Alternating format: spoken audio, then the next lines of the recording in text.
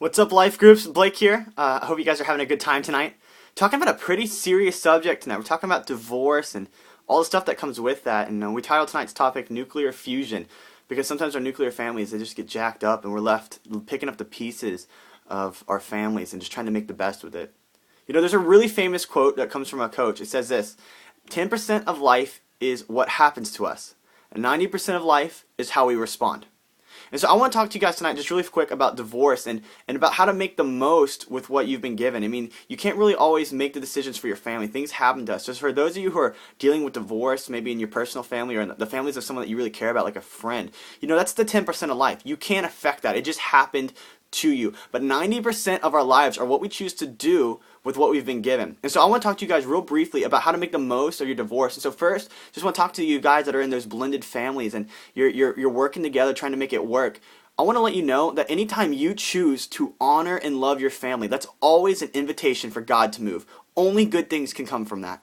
And so I know you guys have talked today about, you know, you can't necessarily obey your parents when they tell you to do something that's directly disobedient to what God wants and things like that. But for the most part, 90% of the things that your parents are going to ask of you, I mean, those things are always things that need to be honored and obeyed as much as you can, whether you like it or not. And that's always an invitation for God to move, and it always leads to the best things. And so for those of you who are dealing with difficult relationships, maybe with a step parent or a step sibling, I just want to encourage you guys to say go for it, because when you honor and you love, it always leads to a better future. And so for those of you who are just dealing with divorce in general, you know, I talk to so many students throughout my ministry that are coming out of divorced homes, and it almost seems like the norm now. And one thing that I always hear is that these students talk about their future, you know, and they don't want to get married. Sometimes people, they do want to get married, but they're not going to get married till like 45 and have like $100,000 saved in the bank and have 2 jobs and have all the security possible. And really what I see happening with students that are coming out of divorced homes is really you're letting somebody else's mistake dictate your future.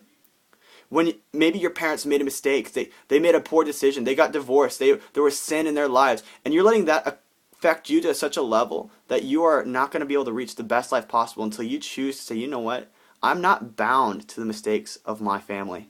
I can live the life God's called me to live. I can have a good life. I can have a good marriage. And so for you guys, I would encourage you to chase after the dream and the vision that God's put in your heart, knowing that you aren't bound to the mistakes of your family. And then the final thing I want to say to you guys is that sometimes we talk about divorce and it always gets a negative rap. And it's true, God does not like divorce. He says so in Hosea chapter 2. It's a book of the Bible.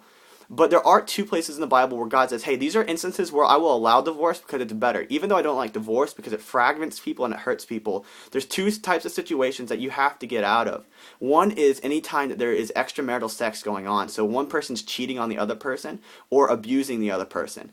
And so if you have like a father who's abusing his wife and his children, of course God's will is that they would get out of that situation. So if you're in that situation, or maybe your parents coming out of that situation, I want you to know that God's for them. They're not against them. I mean, that's an okay opportunity to get a marriage. Now, God still doesn't like divorce because he knows it's going to hurt both of the people in the long run. It's going to hurt the families in the long run, but he allows for it. And the second instance is when someone divorces the other person and they don't want it.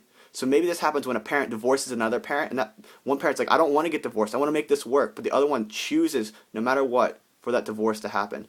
God says, listen, if that's you, you're off the hook. Don't worry about it. I saw your heart. You can move on with your life. Pick up the pieces, move forward. So guys, I just want to encourage you that divorce, it's awful and it hurts people. And so whether you're dealing with the divorce personally or God's put you in the life as someone that you can help with dealing with their divorce, I just want to encourage you to say go for it. Because God's got a plan for your life, and 10% of life is what happened to us, 90% is what we do with the future. So guys, I hope that encourages you. Have a great rest of your life group and a great Christmas break, and I'll see you guys soon.